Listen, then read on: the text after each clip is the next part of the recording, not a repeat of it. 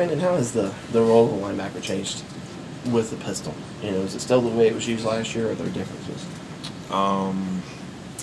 It's not really that different, but as far as running back, you know, it gives the guys you know, a chance to like offset the linebackers and, you know, them rolling over or shifting over the gaps, and it's actually benefits Tigers more because it doesn't give away everything or some things that we're doing as far as play action pass or the power read or even running like some of our inside game. But as far as we're doing now, actually the running backs feel more comfortable with it, and it's giving them an edge against the linebackers. Do you feel it would be, you know, safe to say you really needed to work on blocking coming into this year, that maybe was one part of your game you needed to step up? Is that true, or? Well, always you don't ever want to just, you know, take days off or take years or months off of doing anything. So to me, just, you know, still catching the ball and blocking is always going to be, you know, a key part of my game, and, you know, never really playing that much of tight end when I first got here.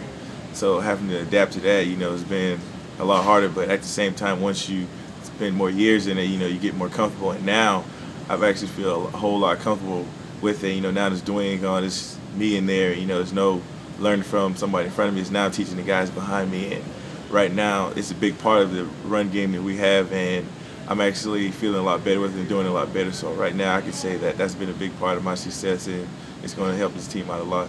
How do you feel like you progressed in the leadership role, being the guy this spring? It's kind of funny because coming in as a freshman, you never like at times see yourself, you know, teaching younger guys. You're always there like following the older guys, you know, doing what they do. And now that I'm a senior and this is my last go around, I look at the younger guys and, you know, I tell them, you know, just be ready because anything can happen to me. And, you know, just teaching these guys, and they're responding well and playing well, and, you know, they're actually doing more than what the coaches thought they'd be doing. And the tight ends we have now, I can count on any one of them to go in there and, you know, get the job done if I'm not there. But as far as my leadership role goes, I'd say I've been doing real well with it and helping the younger guys. I know Dwayne was around some of the spring for his pro day. Did you get a chance to talk to him and kind of tell him what people expect from you now? Or yeah, I talk to him like every day because he's actually still my roommate. He hasn't left yet. Oh, so really? Okay. Yeah, I live with him. But as far as like being around him when he's up here, I see him here and there in the morning. He comes here and, you know, he'll work out, not with us, but he'll work out like privately, and then I see him on the way home or stuff like that. But yeah, we still talk, and he's still like helping me out with the offense and just like learning and, you know, seeing the stuff before it happens, you know, not just, you know, watching film when the team or the position watch it, but, you know, getting there on your own time. And I've grown a lot in that area. Talk about the guys behind you, Daryl and Sam and Eric. What do each of them bring to the table? Each of them bring a different trait. Daryl brings obviously a more physical trait because he's more like a lead guy, and he's more athletic than Chad in my eyes, and the coaches see that too. Sam has grown a lot of confidence, and he's making plays that at this time he wouldn't make last year, and he's running and catching the ball well. And now that we move Stan second year over, he's been the guy that's caught everybody's eyes, because coming in from receiver, you know, having to get in the block defense end is not, you know, that easy as it looks. And he's just going in and doing what he can, and he's making plays here and there. And Eric's doing well. He still has to work on some technique things, but right now this group is doing real well as far as everything's going. Do you know anything about that? How the guys come in?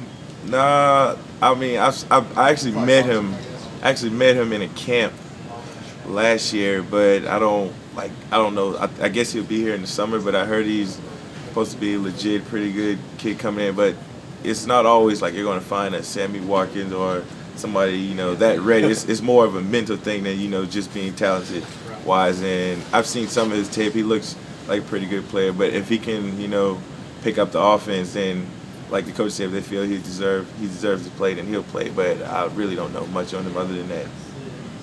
What's your weight at right now? I'm 240 right now, and I'll be pushing for 250 by the time the season starts. 245, 250.